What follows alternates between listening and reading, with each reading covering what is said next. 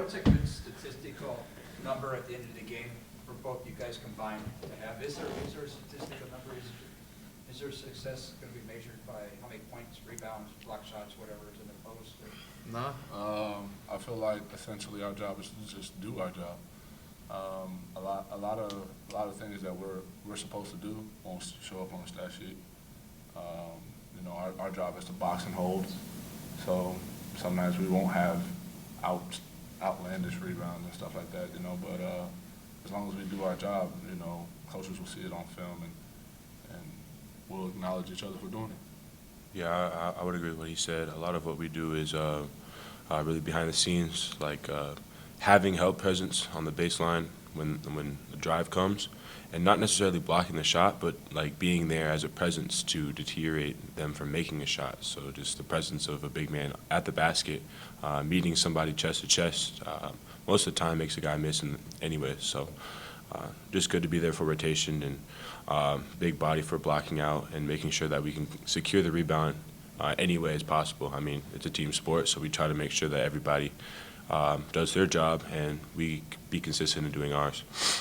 For both of you guys, through 2 games, do you feel like, or what did you feel like you've learned as a group, as a team, about yourselves? First and foremost, we learned that we turn the ball over too much. One of our biggest things that has been holding us back is our turnovers. That being said, we also turn other teams over. Like the past 2 games, we've managed to turn the other team over more than we have turned over, but we still have too many turnovers. So the biggest thing that I would think is just limiting our turnovers and taking care of the ball. Yeah, he nailed it right on the head. You know, as a team, we got to take care of the ball more. But one thing I can say about this team is, man, we're really together. Like we're down for each other. We're happy for each other when each other does something. Like he had that big block, man. I'm the first one out there on the floor running when they call that timeout. You know, trying to support them and be happy for them and everyone's engaged. We're all engaged from the bench, and we're just all trying to play in the moment. So That's kind of a return to whatever, not a couple of years ago for you then, Yeah. in that respect. Yep. Robert, before getting recruited here from Denver, what was your sense of Iowa State basketball growing up just a few hours up the road? See, it's weird because I never really grew up in Minnesota. I like to claim that I grew up in Florida. So being in the Midwest is still home to me. I've spent the last 5 years here, but I haven't really had the sense of growing up around Minnesota, Iowa State, Iowa basketball, Wisconsin even. And those programs haven't really been my core looking into it. But I did manage to come down for like a team camp my junior year, going into my junior year. And just the facilities and the coaches that were there, just like the bubble of the high major basketball was really striking to me and definitely interesting. For both of you guys, when TJ's talked about habits, you know, get you the wins that you guys have been looking for, how rewarding has it been to see those, you know, habits instilled in you guys all summer pay off, you know, early on? We've only done half of our habits. A lot of it we're still working on, and we still have to, you know, perfect them because we're here. We need to get there, you know. And this team is really capable of doing it. Getting wins under my belt feels really good. It's been since last December, so but man, this team is really capable of showing people a lot of things, and we're just going out there to prove to ourselves. You know, let's just have fun. TJ had mentioned just when we were talking to him that he thought the defensive communication was below where it needed to be long term. Where does the center position fall into that? Because I mean, obviously you guys are in a lot of pick and rolls and have different vantage points from when you're down on the block too. Where you guys have to be part of that. I mean, honestly, I think the center position talks the most on the court. I mean, being in the back row, the front line, you can see all the actions that are happening in front of you, so you have to be the biggest talker on the court. That being said, the big man sets most of the screens and sets the screens the hardest, so without a good talk from the center line, like, I mean, your guards need to get hit by screens they never knew were coming just because of how hard the big man plays on every team. So I would say that we have the most responsibility in terms of talk and defensive presence. Being a 5 on this team, you know, you got to be the anchor on defense. You got to be that guy that, you know, sees everything before it happens. So if a ball screen is coming, if you see your man about to sprint up, you got to call that screen out early and often.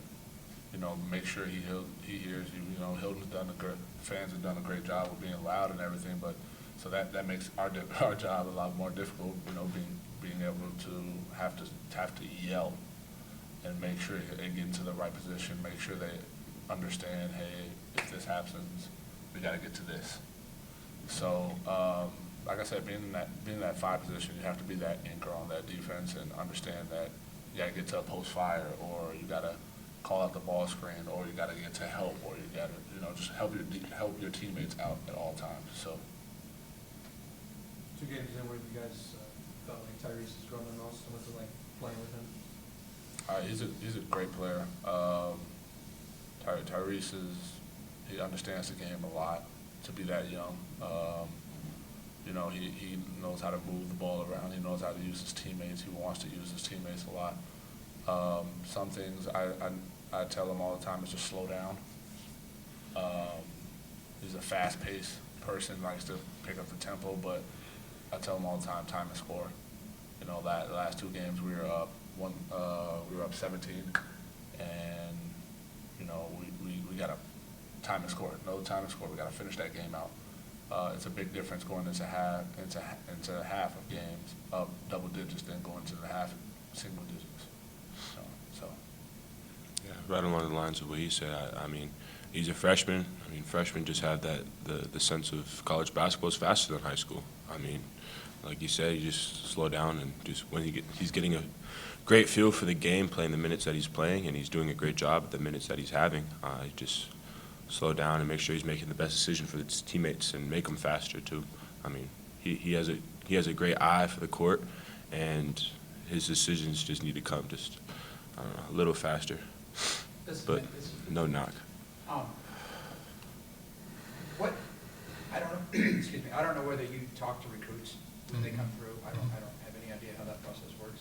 But if you did, what would you tell them about Iowa State? I mean, considering there's not a whole lot to sell from last year's team record. I'm the first one, whenever someone wants to talk about last year, I'm the first one to talk about it. I don't care. You know, I own up to it. It happened.